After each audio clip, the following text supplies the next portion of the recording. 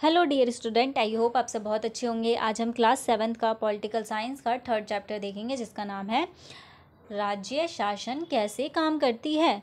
अब एक राज्य के अंदर कैसे कैसे काम किए जाते हैं, किस प्रकार से शासन होता है, आज हम उन सब के बारे में बातचीत करेंगे।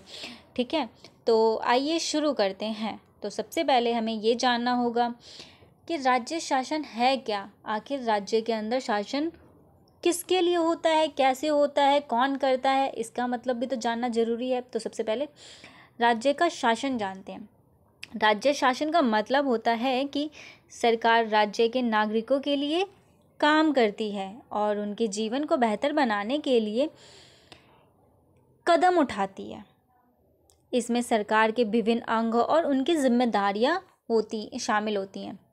जो सरकार होता है वो राज्य के नागरिकों के लिए नए नए कानून बनाती है। तो ये सरकार का काम है। ठीक है, जो लोगों को समस्या आती है उनको सुलझाने में सरकार मदद करती है। ठीक है, और वो किस तरीके से मदद करती है उसके भी कुछ अंग हैं। तो आइए उन अंगों के बारे में जानते हैं। सरकार के 3 प्रमुख अंग हैं। तो सबसे पहला आता है विधायिका। विधायिका का काम कानून बनाना है। यह संसद और राज्य विधान मंडलों में काम करती है। विधायिका के पास यह अधिकार होता है कि वह नए कानून बना सके या पुराने कानूनों में संशोधन कर सके। तो विधायिका कानून बनाती है, ठीक है, संसद में या राज्य विधान मंडलों के साथ मिलकर। ठीक है, और जो विधायिका कानून जब लोगों को नए कानूनों की ज़रूरत होती है तो विधायिका कानून बनाती है, या जो कोई पुराने कानून होते हैं उनके अंदर संशोधन करती है। ठीक है, ये विधायिका का काम होता है। अब आते हैं, दूसरा होता है कार्यपालिका। ठीक है, तो ये सरकार का दूसरा अंग है, वो है कार्यपालिका। कार्यपालिका वह अंग है जो कानूनों को लागू करती है और प्रशासन चलता है। इसमें राष्ट्रपति, प्रधानमंत्री, मुख्यमंत्री और अन्य सरकारी अधिकारी शामिल होते हैं। कार्यपालिका का काम सरकार की नीतियों को लागू करना और राज्य के नागरिकों की समस्याओं का समाधान करना है। कार्यपालिका क्या क्या काम होता है? जो भी नीतियाँ बनी हैं उसे लागू करवाना, लोगों तक पहुँचाना, ताकि जो लोगों की समस्या है उसका समाधान हो सके।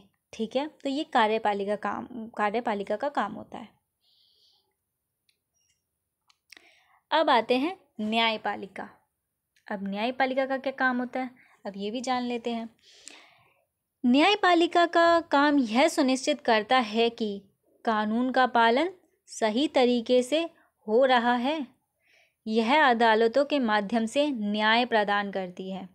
न्यायपालिका स्वतंत्र होती है और इसका उद्देश्य लोगों के अधिकारों की रक्षा करना है। जो भी कानून बन चुका होता है, विधायिका कानून बनाती है, कार्यपालिका उसे लागू करवाती है। अब कुछ कानून लागू होने के बाद भी उस कानून से लोगों को समस्या हो रही होती है तो वो लोग न्यायपालिका में जाके अपील करवाते हैं। तो न्यायपालिका उस कानून को देखती है, संविधान से जोड़ती है कि संविधान के अनुसार है या नहीं है, या उसमें कुछ कमियां हैं तो उसको दोबारा ठीक करती है, और अगर किसी के साथ अन्याय हो रहा हो तो उसे न्याय करती है न्यायपालिका। ठीक है, और ये लोगों के अधिकारों की भी रक्षा करती है न्यायपालिका। ठीक है, तो ये थे सरकार के 3 अंग। अब आते हैं राज्य शासन कैसे काम करती है। ठीक है, तो राज्य शासन की प्रक्रियाओं में सबसे पहले विधायिका कानून बनाती है। ठीक है, इसके बाद कार्यपालिका उन कानूनों को लागू करती है और उन्हें उन्हीं अंतराल पर लाने का काम करती है। ठीक है, न्यायपालिका यह देखती है कि कानूनों का पालन सही तरीके से हो रहा है या नहीं, और यदि कोई विवाद होता है तो उसे सुलझाती भी है न्यायपालिका। ठीक है, जब कानून आ जाता है तो कुछ लोगों के बीच वाद विवाद हो जाता है, या राज्यों के बीच भी वाद विवाद हो जाता है, तो उसे न्यायपालिका सुलझाती है। ठीक है, अब आते हैं निष्कर्ष पे। तो निष्कर्ष, राज्य शासन का उद्देश्य है कि वह जनता की सेवा करे और उनके जीवन को बेहतर बनाएं।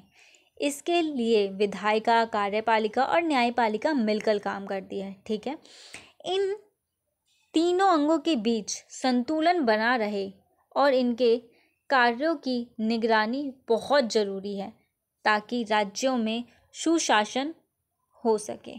ठीक है, इसी प्रकार राज्य शासन के काम करने का तरीका समझा जा सकता है और यह सरकार और नागरिकों के बीच की एक महत्वपूर्ण प्रक्रिया है। ठीक है, ये सरकार और नागरिकों के बीच की महत्वपूर्ण प्रक्रिया होती है। ठीक है, तो यहीं पे होता है हमारा चैप्टर समाप्त। So thank you.